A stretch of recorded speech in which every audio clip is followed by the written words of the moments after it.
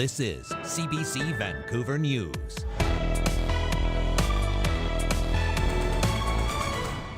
The next Prime Minister of Canada, Mark Carney. The Liberal leadership race comes to an end. I will work day and night with one purpose, which is to build a stronger Canada for everyone. Mark Carney is set to lead the party into a new era of Canadian politics and south of BC's border. If I don't do well in the next few months here, I might have to close my doors. The toll of Trump's trade war being felt by businesses in Point Roberts. Also, amid U.S. trade uncertainty, a BC union is calling for an end to Canada's temporary foreign workers program. Now's the time to start investing in Canadians. While Ottawa says there's a labor shortage. Good evening and thank you for joining us. I'm Michelle Morton. We begin with the results of the Liberal leadership race. Mark Carney has won a landslide victory to become the new Liberal leader and will soon become the 24th Prime Minister of Canada. The CBC's JP Tasker reports. Please welcome our final candidate. The race to replace Justin Trudeau is now over. The final result, not even close. In first place, the next Prime Minister of Canada, Mark Carney, with 131,674 votes. Mark Carney is poised to become Canada's next Prime Minister. I will work day and night with one purpose, which is to build a stronger Canada for everyone. The former governor of the Bank of Canada crushed his competition, easily winning with a stunning 86% of the votes cast. And my government will keep our tariffs on until the Americans show us respect. Carney's first challenge, staring down a new American adversary. And Canada never, ever will be part of America in any way, shape, or form. We didn't ask for this fight. But Canadians are always ready when someone else drops the gloves. So the Americans, they should make no mistake, in trade as in hockey, Canada will win. President Donald Trump's 51st state taunts and tariff threats have changed the electoral equation, breathing new life into the Liberals. From one old guy to another old guy. Stop this nonsense. Jean Chrétien led Canada through the last referendum on Quebec independence. Now a rally cry in the face of a new national crisis. Canada will continue to rise through north strong and free.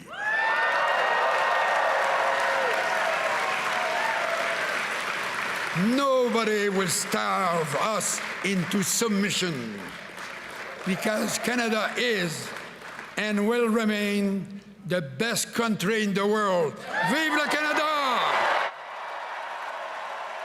And the outgoing Prime Minister Justin Trudeau came with his own patriotic parting message, urging voters to stick with the Liberals as Canada grapples with an historic clash. We're a country that will be diplomatic when we can, but fight when we must, elbows up. His successor echoing that message. When we come together, we build things that last because we are Canada strong. Vive la Canada. Merci tout le monde. Carney's victory is impressive. He pulled in a higher share of the vote than what Conservative leader Pierre Poilievre got in his landslide victory. It's also higher than what Prime Minister Justin Trudeau got when he won more than a decade ago. Those two men will sit down early this week to discuss the handover of power. Then Carney and his cabinet will be sworn in later this week, setting us up before a possible spring election. JP Tasker, CBC News, Ottawa. It's been a rapid entry onto the political stage for Mark Carney, and for Canadians, there hasn't been much time to form an opinion on him. The CBC's Lisa Shing has this look at some first impressions. Elation for Mark Carney within the Liberal Party and mixed feelings among some Canadians. I'm excited for the new skill sets he can bring in. I wouldn't give him much hope, or the country much hope, if he's our next leader. We could have better options, but right now that's who we have, and I think he's pretty good. The new Liberal leader and Prime Minister-designate coming in during a critical trade war with the U.S. Who's ready to put Canada first? Even before Carney's win, Conservative leader Pierre Poilievre already on the attack at a packed rally. He likened Carney to Justin Trudeau and blamed him for the rising cost of living. Sneaky Mark Carney's going to try to pull a fast one on you. NDP leader Jagmeet Singh posting on X, "We will disagree on many ideas, priorities and policies, but we should always stand united in protecting our country." Polls suggest the top issue for many voters will be who can best take on Donald Trump. I don't think this change will make much of a difference. We need someone in there that can actually stand up to him because we're just getting bullied around. Others say the former governor of the Bank of Canada and Bank of England is best positioned to fight a trade war. Who do you think is better suited to take on the situation from the south? If you had asked me in December, it would have been Pierre Poilievre. If you ask me today, I'm not quite sure, frankly. Why not? Because I think Mark Carney has the better credentials that we might need. I voted Liberal in the past. I voted Conservative in the past. But I'd like to see somebody who can bring Canada together and deal with the economic threats that we're having with the U.S. right now.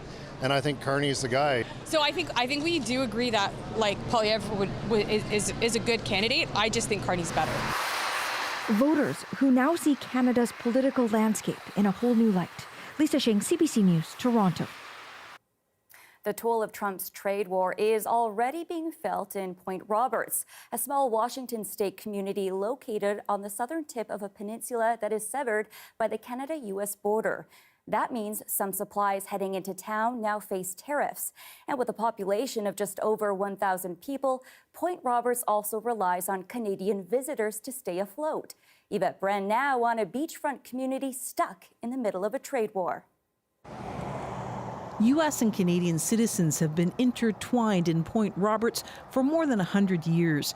Many Canadians come here for cheap gas, groceries, or the seaside. But the trade war has slowed that traffic to a trickle, cutting border crossings almost in half. If I don't do well in the next few months here, I might have to close my doors. It's very sad.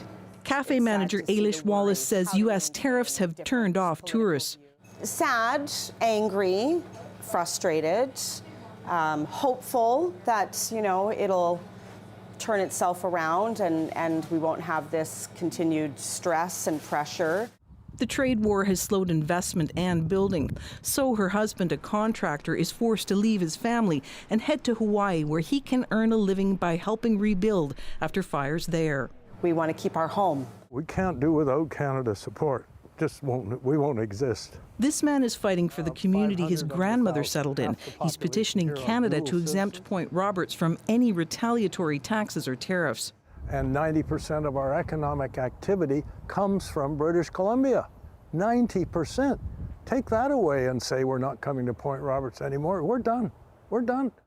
This community relies on Canada for business, electricity, even water. The community is so Canadian-friendly, gas is sold by the leader. Pandemic restrictions hit Point Roberts hard. Tariffs for some may be the final blow. It's all Canadians who are buying the gas. Canadian Bob Cook acknowledges the tension. People in Canada are outraged. They feel like they've been attacked, and they're just furious. But he says he's still standing by his neighbor. I'm not going to boycott Point Roberts. These are my friends here. So he's doing what he can to push back on the paradigm shift by showing up for old friends. Yvette Brent, CBC News, Point Roberts, Washington. BC farmers are banking on support from residents in the face of tariff threats. As Saurabh Sandhu reports, a town hall was held today where producers and industry experts met to discuss ways to ensure agriculture businesses thrive in the province. Gagan Singh is an Abbotsford-based blueberry farmer. He says just like other farm owners in the area, most of his produce ends up south of the border. Cranberries, farm salmon, greenhouse production, those are similar crops that a lot goes to America. But the threat of a 25% tariff on his produce has Singh worried for the future of his farm. And if we have to undercut our prices and sell below cost, then we don't know if our farms are going to stay open. He organized this town hall meeting to bring the local community and farmers together to brainstorm solutions to ensure economic sustainability for producers. A lot of these small farmers have their own farm stands. They have their own little niche where they're actually growing the products and then selling it right from the doorstep. And that's the people you want to really support because they're homegrown individuals that are dedicated to giving back to the community. The province says it's also partnering with grocery stores and farmers markets across the province to promote BC products in store. It says more than 10,000 products are now available with a Buy BC label. And we need to really highlight that and ensure that, the food is available for them and that they know where to get it from those local producers and farmers. Last month, the province also launched a $10 million fund to help tree fruit farmers facing proposed U.S. tariffs on the heels of years of devastatingly low crop yields. But Woink says government should think about other markets as well. Let's look at moving our goods and services and products across Canada freely. There's certain policy changes that the government can make to make it easier for farmers to survive. Right? All we're asking from the government is just their ear. The BC government says it will continue to work with farmers and leaders in the agriculture and food sector to make sure they have the support they need. It's also urging British Columbians to buy homegrown products to support local producers. Saurabh Sandhu, CBC News, Abbotsford. Top White House economic advisor Kevin Hassett says tariff policy against Canada could change again, telling ABC News the fentanyl issue may be resolved by month's end. That could again halt the threatened tariffs Donald Trump links to fentanyl, though he's also threatening what he calls reciprocal tariffs. Hassett said a drug war is underway, not a trade war, but referred to America's trade war minutes later. A leading Democratic senator ridiculed his comments as incomprehensible. A BC union is calling for an immediate end to Canada's temporary foreign workers program, citing U.S. tariffs and uncertainty under Donald Trump.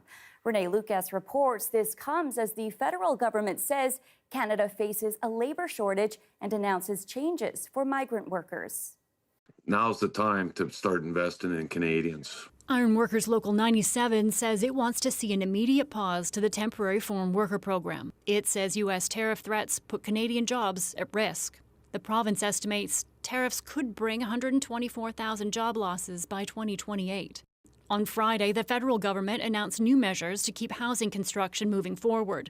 It's supporting 6,000 foreign apprentices by removing requirements for a study permit and creating a pathway to protect undocumented workers. The immigration minister says the changes are necessary amidst a countrywide housing shortage and uncertainty around tariffs. He says migrant workers are part of the solution. Under this program, for 15 years, we've seen, no path to citizenship. Not only did it do a disservice to Canadian workers, it did a disservice to the TFW as well. Ottawa says it'll be working with the construction industry and union leaders to identify where the greatest needs are and fill those gaps. It says it wants to attract and retain foreign workers for the industry. Migrant worker advocates say that's the wrong move. I think there is a consensus between the industry, the unions, the workers, that there is a better solution, and the better solution is the regularization of the workers that are already here. Cruz says more importantly would help keep migrant workers safe from abuse and exploitation. The special rapporteur on a 2024 report from the UN called Canada's temporary foreign worker program a breeding ground for contemporary forms of slavery. The protections needed are to get rid of the system as it is, to reform it, to make sure that people are coming here with permanent resident status, or at the very least open work permits, so that they can have employment mobility and find safer, better jobs when they are facing that type of abuse. The Ministry of Immigration says industry consultations will start as early as next week. Renee Lucas, CBC News, Vancouver.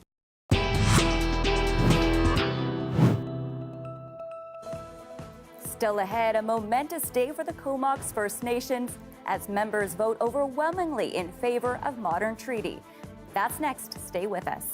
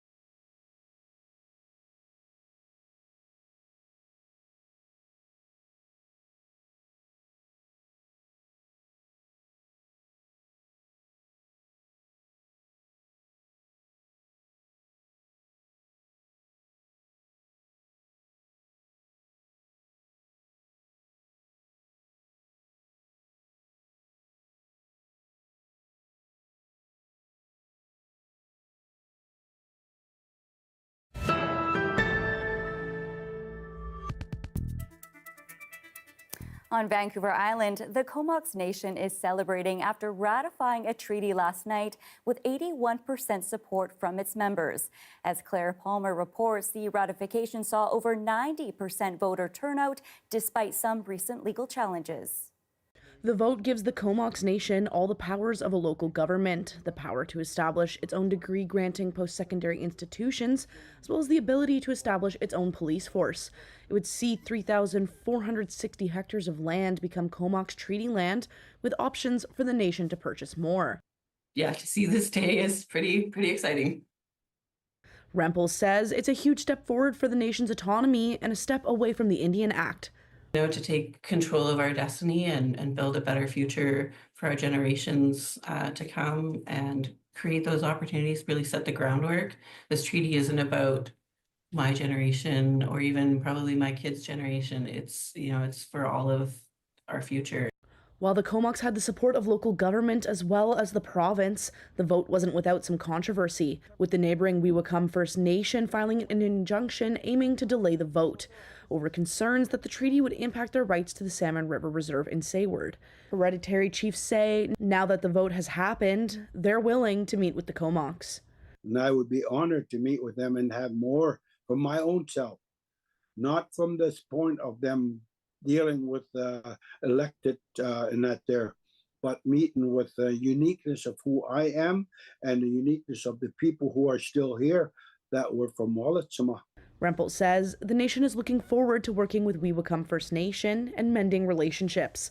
Claire Palmer, CBC News, Nanaimo. The polar vortex is a mass of cold air swirling high above the Arctic. Scientists closely monitor atmospheric shifts that could disrupt it and influence weather patterns on the surface. Forecasts suggest potential changes to the polar vortex in the near future. Johanna Wagstaff explains. Very cold air is returning to parts of the northern hemisphere. You've probably seen the headlines. Is it a polar vortex collapse? Is it not? Does it matter? It will get cold for parts of eastern Canada and northern Europe as we head into the middle of March. But where's the cold coming from? That's what's getting confusing. The polar vortex is the air that circulates over the north and south poles. It's always there, but it exists pretty high up in the sky, 15 to 50 kilometers in the layer we call the stratosphere. It's the layer above the troposphere where most of our weather is at. Sometimes this vortex gets knocked down or stretched to lower latitudes, especially during something called a stratospheric warming event. That's a super ominous and scientific way to say rapid warming in that upper layer. In fact, sometimes this rapid warming is so disruptive, it reverses the normal counterclockwise direction of the vortex and winds start blowing clockwise. This only happens once every couple of years. But how can a disruption way up in the Arctic stratosphere affect the winds and weather far below in the troposphere?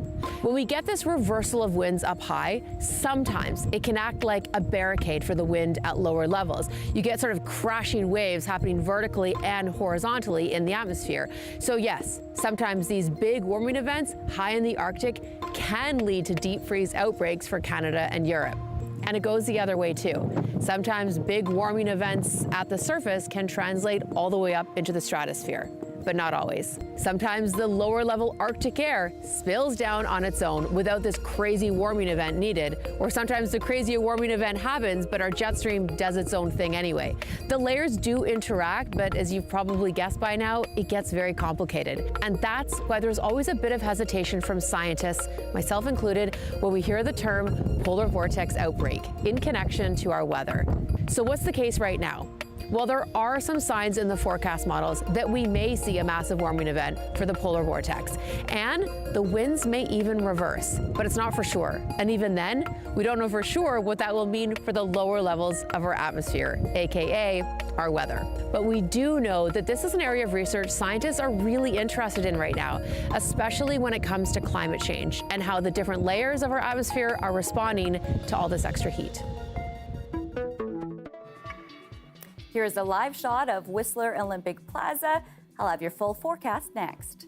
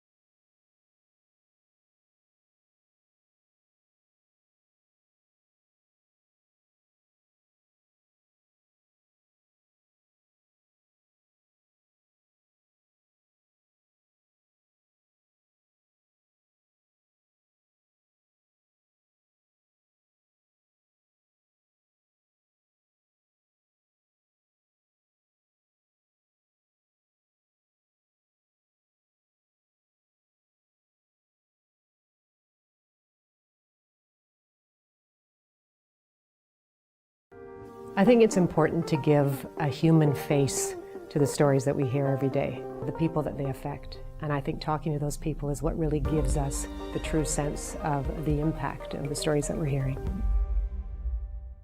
Hi, I'm Amy Bell, and this is your CBC Inbox.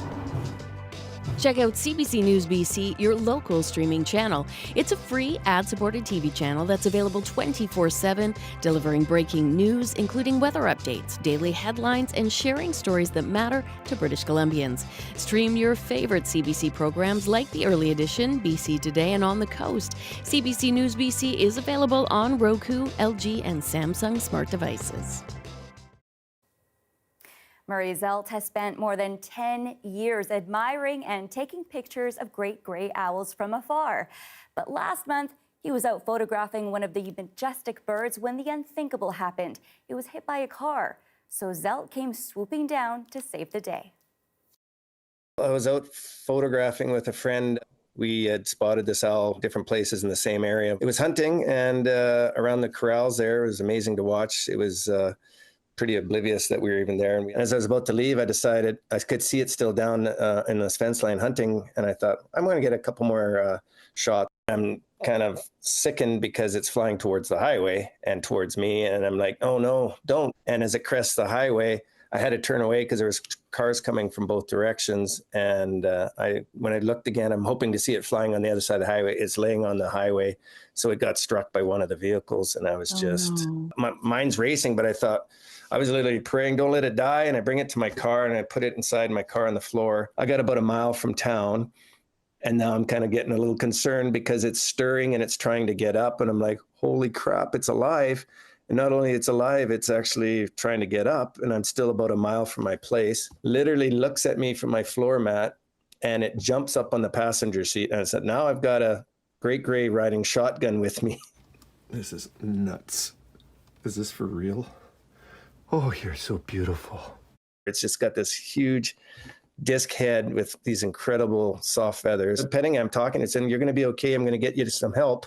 And it's just staring at me. And I'm like, is this for real? It's doing okay now. Yeah, it is.